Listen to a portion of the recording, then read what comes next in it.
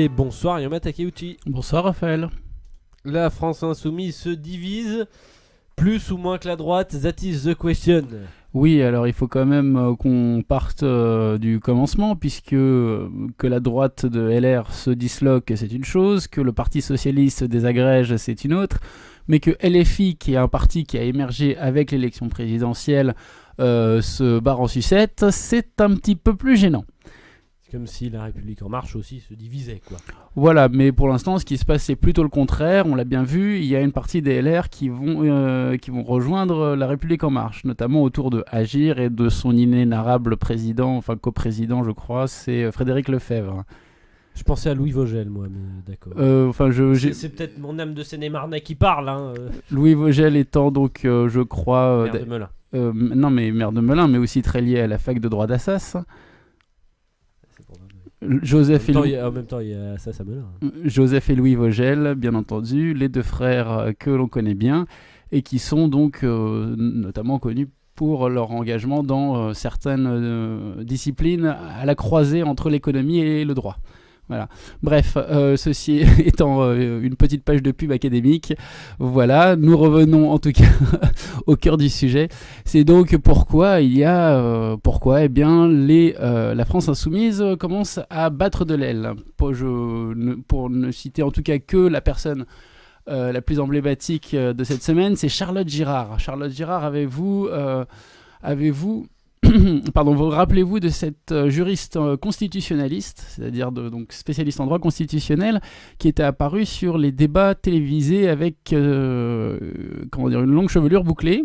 Voilà, je ne sais pas si j'arrive à être très précis dans la description, mais en tout cas une femme assez éloquente avec une bonne éloquence. Et c'est son départ en tout cas qui fait qu'on s'intéresse un petit peu à ce qui s'est passé. Alors, moi, en tout cas, pour mon édito, je vais vous dresser un portrait qui a l'air même un peu plus pessimiste que ce qui a pu être dit dans les journaux, parce que je remonte en fait finalement à la crise des Gilets jaunes. Parce que c'est peut-être à ce moment-là que les choses ont commencé à mal tourner, en tout cas en interne sans doute. Il y a bien entendu la question de savoir s'il fallait soutenir ou pas le mouvement des Gilets jaunes. Et on a l'impression que la France Insoumise a toujours été 100% d'accord. Et en fait, quand on regarde sur les réseaux sociaux, Raquel Garrido a publié une vidéo qui expliquait que, par exemple, une partie de la formation politique n'était pas d'accord. Et notamment Clémentine Autain. Clémentine Autain, donc cette personne qui, là pour le coup, a l'air d'être entrée en dissidence, sans pourtant se sortir du parti. Alors que des personnes qui étaient... associés à ce parti de manière médiatique de manière assez évidente, eux partent. Alors, pour ne citer que les plus connus, il y a Thomas Guénolé, qui est d'ailleurs un transfuge de droite, c'est-à-dire qu'on peut passer de la droite à la gauche, ça existe aussi, hein, qu'on se le tienne pour dit. Et puis il y a donc voilà toutes ces petites incohérences comme ça qui viennent ponctuer, qui viennent secouer un petit peu disons le paysage politique. Il y a Ruffin, on sait alors François Ruffin, inoubliable député c'est Amiens, c'est ça. Amiens, c'est député de quel... Bon, bref, excusez-moi, j'ai oublié précisément quelle circonscription c'était. Circo ou département ? Circo. Bon, c'est pas grave.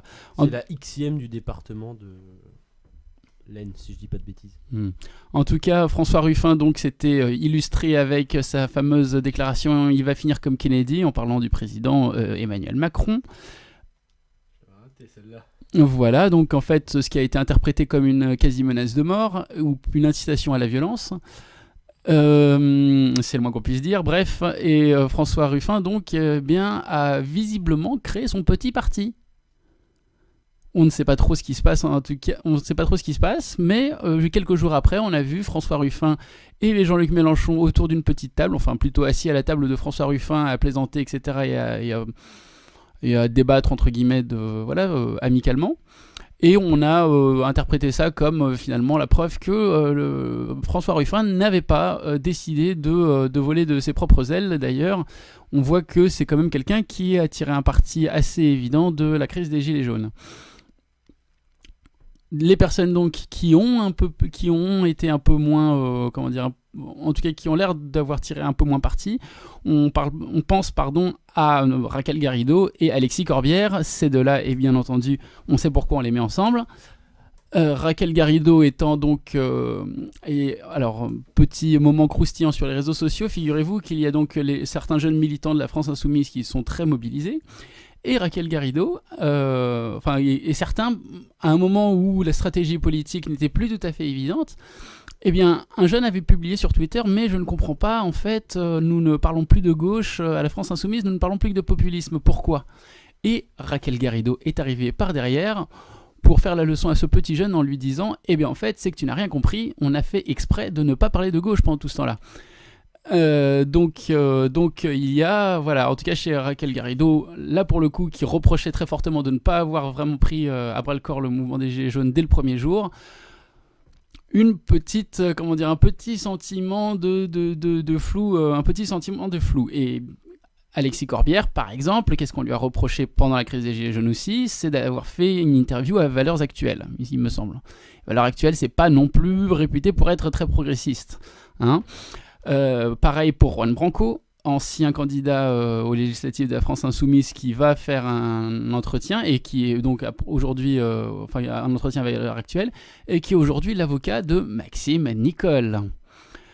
En tout cas, une ligne ouvertement... je n'ai pas l'information précise s'il est encore membre de la France Insoumise, mais en tout cas, c'est une personnalité politique, en tout cas, qui est clivante précisément sur cette question-là.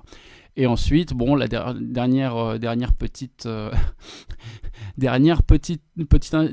incident en date, c'était bien entendu le cas de Monsieur Cotarac, conseiller régional en Auvergne-Rhône-Alpes, qui tout d'un coup, pendant les campagnes européennes, invite à voter Marine Le Pen plutôt que Mélenchon dans le but de faire barrage à Emmanuel Macron. Et là, en fait, on a à peu près tous les éléments de ce qu'on, je pense, être le malaise de la France Insoumise. Déjà, c'est la ligne populiste, d'une part. Est-ce que finalement, il faut oublier la gauche pour rentrer dans le nouveau clivage progressiste-populiste? Là-dessus, Jean-Luc Mélenchon ne s'est pas prononcé. Il y a ensuite, bien entendu, la question qui en découle, est-ce qu'il y a une forme d'alignement ou de compatibilité avec le Rassemblement national?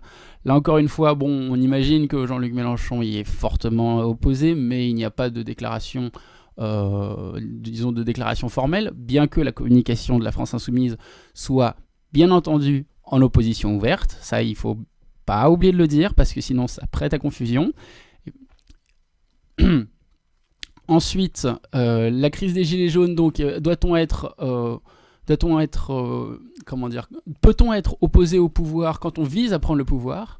Ça aussi, c'est quelque chose d'important dans une ligne politique pour se montrer, disons, en capacité d'exercer l'autorité. Ça, c'est vraiment important.